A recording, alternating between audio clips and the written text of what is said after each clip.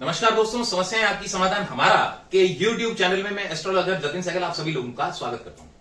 दोस्तों, हम निरंतर बात करते चले जा रहे हैं बृहस्पति महाराज के गोचर के बारे में, जो कि 1 मई सन 2024 को मेष राशि छोड़ करके वृषभ राशि में प्रवेश करेंगे और 14 मई सन 2025 तक वो इसी राशि में रहेंगे।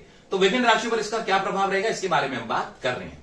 तो दोस्तों, अब बारी है तुला राशि के जातकों के लिए। तुला राशि के जातकों के लिए बृहस्पति महाराज का गोचर उनके अष्टम स्थान में आ रहा है।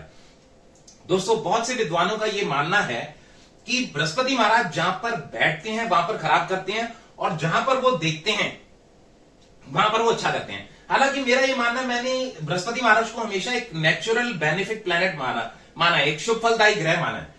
तो होता क्या है कि वो एक बहुत बड़ा ग्रह है, तो हमेशा एक्सपैंड कराते हैं, उस जगह को ना एक्सपैंड कराते हैं। तो जब कभी भी किसी चीज को एक्सपैंड करना हो तो एक्स्ट्रा एफर्ट तो लगाने पड़ते हैं। शायद यही कारण था जिसके कारण वो बोलते होंगे कि जहां पर बृहस्पति महाराज बैठते हैं वहां पर वो खराब करते हैं। तो दोस्तों, तुला राशि के जातकों के लिए बृहस्पति महाराज का गोचर उनके अष्टम स्थान पे है। अष्टम स्थान ऑकल्ट साइंसेस का भी होता है, ज्योतिष विद्या का भी होता है, इस प्रकार की जितनी विद्याएं होती हैं। यानी यदि उनका कोई इंटरेस्ट आ रहा होगा तो अब उस टाइप की विद्या को वो बढ़ाने की कोशिश करेंगे। प्लस क्या है, लॉटरी, सट्टा और इससे रिलेटेड भी घर जो है वो 8th हाउस माना गया है। अर्न मनी, बिना कमाए हुआ पैसा, यहाँ आपकी इनहेरिटेंस, आपको पैतृक संपत्ति में कुछ प्राप्त होना जो हम बिना कमाए मिल जाता है, तो उसमें भी कुछ एक्सपेंशन होने की संभावना है। कई बार ऐसा होता है कि कुछ आपकी पैतृक संपत्ति मिलने में कुछ अड़चने, रुकावटें आ रही थी, कुछ दिक्कत थी। तो अब क्या होगा कि आपके एफर्ट्स वहां पर लगेंगे और उन चीजों को आप सॉल्व करने की पूरी कोशिश करेंगे। इसके अलावा दोस्तों, बृहस्पति महाराज की 3 दृष्टियां होती हैं, 5वीं, 7वीं, 9वीं, यानी 1, 2, 3, 4, 5। उनकी 5वीं दृष्टि आपके 12th हाउस पे आएगी। 12th हाउस हॉस्पिटल, जेल और विदेश, इनसे रिलेटेड होता है। यानी अगर आपका क्या है, कुछ खर्चे का भी, अगर आप अब तक हॉस्पिटल में हैं, कुछ दिक्कत है, उतना बढ़िया नहीं चल रहा था, हेल्थ ठीक नहीं चल रही थी, तो वो छुटपुट ऑपरेशन या वैसे करा करके आपकी हेल्थ को ठीक करने की कोशिश करेंगे। विदेश जाने में कुछ अड़चन, रुकावट आ रही थी तो उसको भी वो दूर करेंगे। अब तक अगर आपका खर्चा बहुत ज्यादा हो रहा था, यानी फॉर एन एग्जांपल आप जो है ना कमा तो रहे थे बट खर्चा, मतलब आमदनी ठंडी खर्चा 1.5-2 रुपया हो रहा था, तो उसको भी वो कंट्रोल करेंगे। 8th हाउस में बैठने से ये भी है कि अचानक धन लाभ होने के योग बनेंगे, सडन मनी हो सकता है, कुछ पैतृक संपत्ति एकदम से मिल जाए।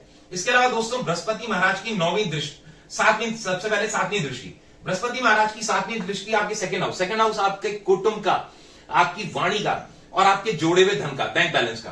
तो डेफिनेटली वहां पर जब आपके पैसे बचने लगेंगे तो आपका बैंक बैलेंस बनेगा। कुटुंब में क्या होता है कि अगर विवाह कुछ अड़चन रुकावट आ रही है, संतान प्राप्ति में कुछ अड़चन रुकावट आ रही है, तो उसमें आपके कुटुंब के लिए भी वो अच्छा करेंगे, यानी कुटुंब में बढ़ोतरी होगी, प्लस धन वृद्धि की भी संभावनाएं बनेगी। इसके अलावा दोस्तों, बृहस्पति महाराज की 9वीं दृष्टि, यानी 7वीं, 8वीं, 9वीं दृष्टि उनके 4th हाउस यानी सुख स्थान पे आएगी। तो सुख स्थान मकान का, वाहन का, माता का, माता जी की सेहत ठीक नहीं चल रही होगी तो वो ठीक होगी।